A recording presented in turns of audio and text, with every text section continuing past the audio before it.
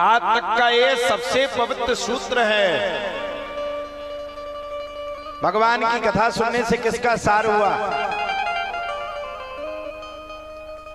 देखो, एक हिसाब से अगर देखा जाए मेरी पद्धति से, तो भगवान की कथा तो सुनना तो ठीक है, मेरा मानना है। अगर भगवान की कथा की झलक भी हमारे कान में पड़ जाए तो हमारी जिंदगी का बेड़ा पार हो जाता है। कल हम बैठे बैठे आप सबसे बातचीत कर रहे थे। कल हमारा गला और स्वास्थ्य बड़ा खराब था। हम बड़े चिंतित हो गए। पहली बार जीवन में पहली बार कभी गला खराब हुआ कि हम बोल नहीं पा रहे। हमने जाकर के भगवान से प्रार्थना की, ऐसा क्यों?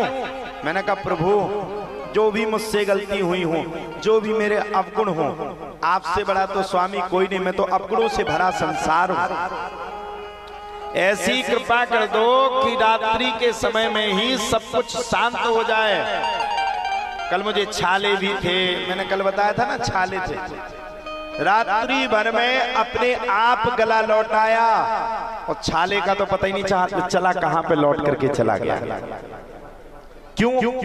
क्योंकि करवाने वाला भगवान है, करने वाला इंसान है। भगवान को स्वयं अपनी गद्दी की गरिमा का, अपनी गद्दी की प्रतिष्ठा का, अपनी गद्दी की मान का ख्याल है। इसलिए भगवान कहते, ये कथा तू नहीं कर रहा है, ये कथा मैं कर रहा हूं, और मैं अपनी कथा में कभी व्यथा को पास में नहीं आने दूंगा।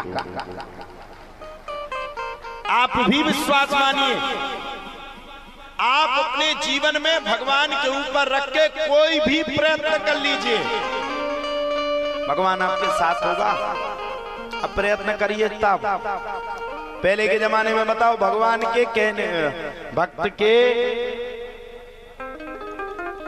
के कहने पर भगवान को खम्मा में आना पड़ा था कि नहीं? खम्मे से जन्म लेना पड़ा था कि नहीं भगवान को? कौन थे वो भक्त? माताएं गाती हैं, ध्रुव जी की बन गई, प्रहलाद जी की बन गई, तेरी बन जाएगी राम गुण गाए से। तो किसके कहने पे भगवान को आना पड़ा? किसके? प्रहलाद जी। प्रहलाद जी को विश्वास था कि अगर मैं भगवान को पुकारूंगा तो भगवान लौट करके आ जाएंगे। और तुम उनसे अगर को गया, भगवान कहते हैं तो पहले को तुम टेंट पे, फिर को तुम खम्मा पे, फिर तुमको मीटिंग पे, फिर तुमको खेत पे, फिर तुमको उबारे खेत पे, फिर क्यों? तुम्हारा मन ही स्थायी नहीं। क्या है हमारे पास जो हम अपने आप को आगे माने? कुछ भी नहीं, हमारी औकात भी कुछ नहीं। और सच्ची बात यह है कि भगवान के अलावा हमारा है भी कोई नहीं है। इस संसार में कोई किसी का तो है ही नहीं। जेब में से पैसा खत्म हो जाए, दोस्त यार 1 मिनट में भाग जाते हैं। जेब में से पैसा उड़ जाए तो रिश्तेदार फोन लगाना बंद कर देते हैं। जेब में पैसा ना हो तो करवा चौथ के त्योहार की तरह लाठी बजती है। सही कह रहे हैं, बुरा लगे तो लग जाए, थैंक यू। हाँ, पत्नियां भी तुम्हारे लिए 12 घंटा के लिए व्रत रहती हैं, तो अकेली ऐसे नहीं कि तुम्हारे ऊपर उपकार करती हैं। 10,000 रुपया लेके रहती, फ्री में नहीं रहती है। हाँ, सही बात है। बुरा जरूर लगा होगा तुम सबको, लगा हो तो थैंक यू।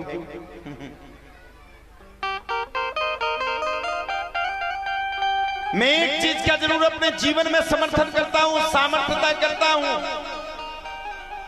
इस जीवन में कोई अमर रहने वाला नहीं है। इस संसार में कोई निश्चित रहने वाला नहीं है, ये बात आप जान लो। राजा परीक्षित को 7 दिन में मृत्यु का श्राप लगा। ध्यान से सुनना सभी लोग।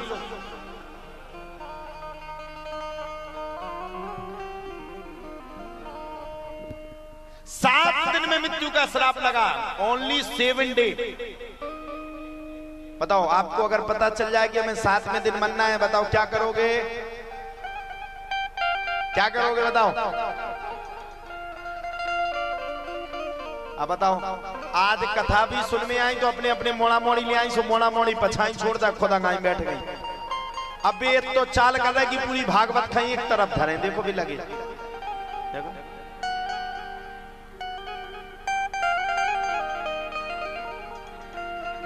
राजा, ओ राजा जो आपको बैठ के जाना है, जाना नहीं है, पहले जन्म बनेगा तभी जाओगे। ये अपने अपने मोड़ा मोड़ी चेटी पेटा पकड़ लो। देखो तो एक दूसरे के गाल तामने, देख तो वो मत आई। बेबी कहने लगा कि आग दौलत में हमने ये शौक पाले हैं, कोई पूछे तो कह देना हम भी अचट्ट गांव वाले हैं।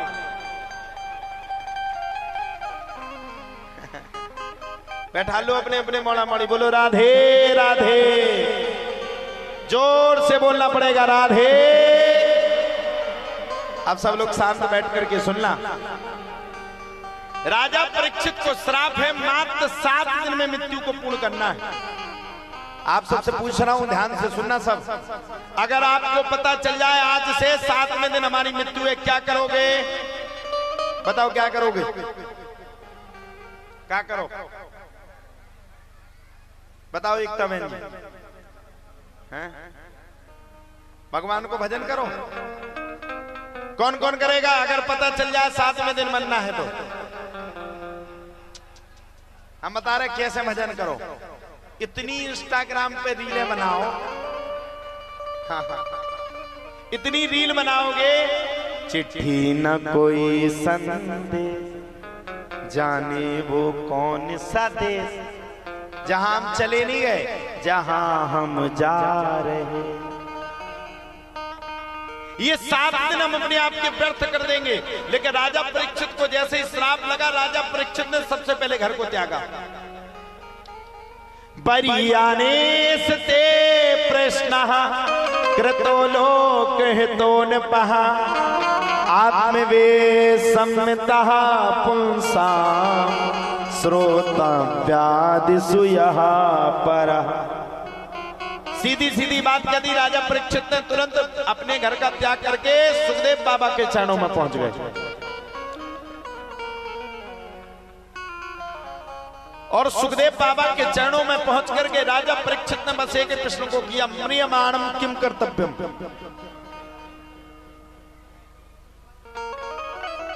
मरने वाले को क्या करना चाहिए?